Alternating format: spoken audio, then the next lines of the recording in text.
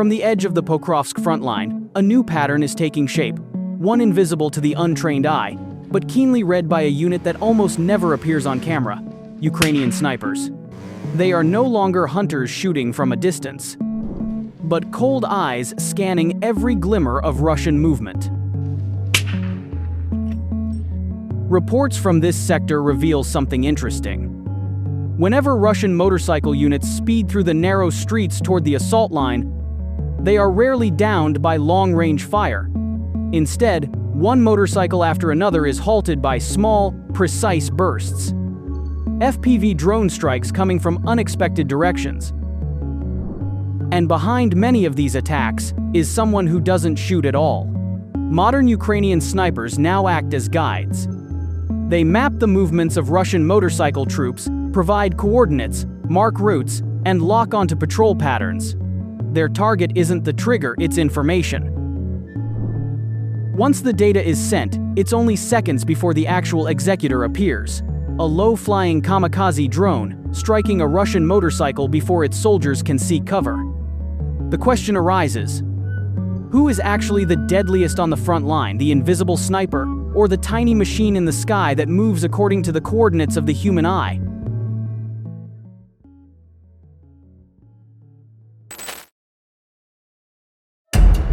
On August 2025, the defense line between Pokrovsk and Myrnarad suddenly witnessed one of the most mysterious shots fired in the Ukrainian war. A bullet traveled nearly 4 kilometers, an almost impossible distance, through a building window, striking 2 Russian soldiers at once. Even more astonishing, claims from the field suggested the shot was not just the work of an elite sniper, but the work of a much larger combat network. The shooter reportedly belonged to the Privid, or Ghost, unit. His weapon, a 14.5mm Snipex Alligator, was not simply a rifle, but a long-range platform typically used only for heavy targets.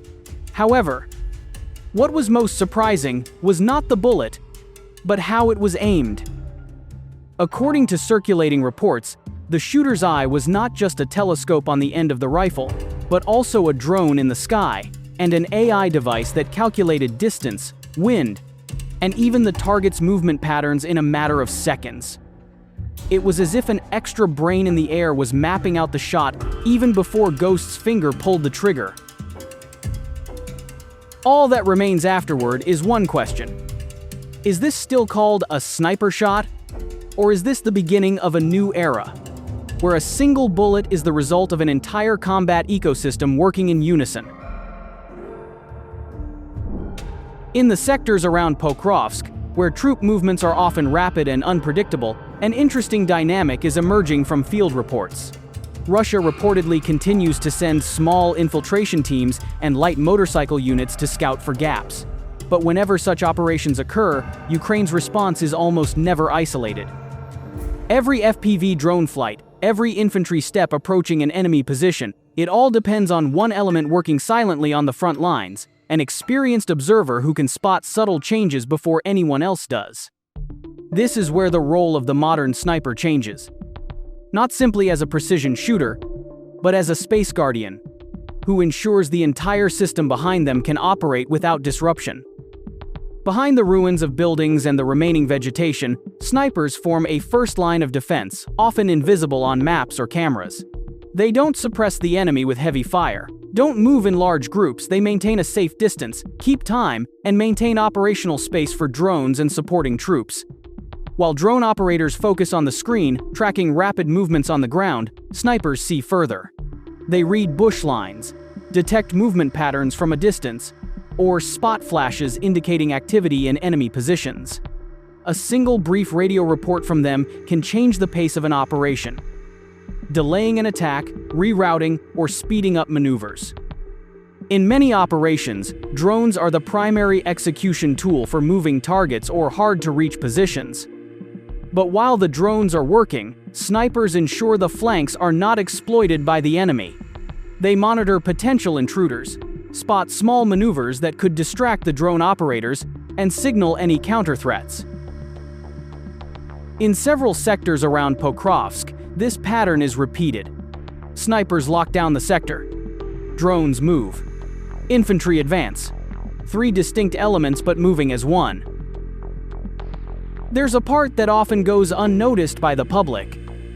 When a Ukrainian unit approaches a position previously hit by a drone attack, snipers ensure the path is completely clear.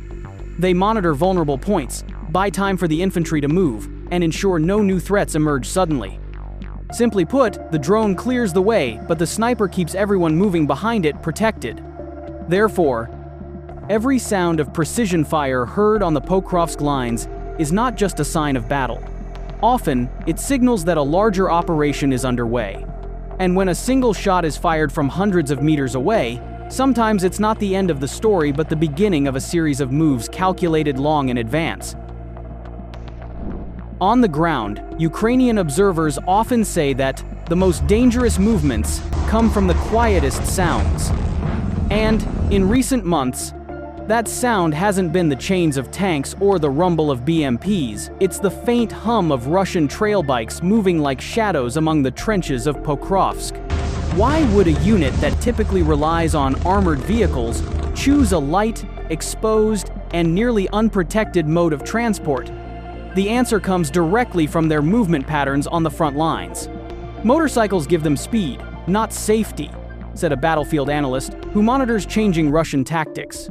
In areas with fractured terrain, pocked with artillery craters and narrow lanes, tanks often become easy targets for drones and ATGMs. Then a new tactic emerged. Fast motorcycle teams that try to sneak around, bypass blind spots, and disrupt enemy positions with quick attacks.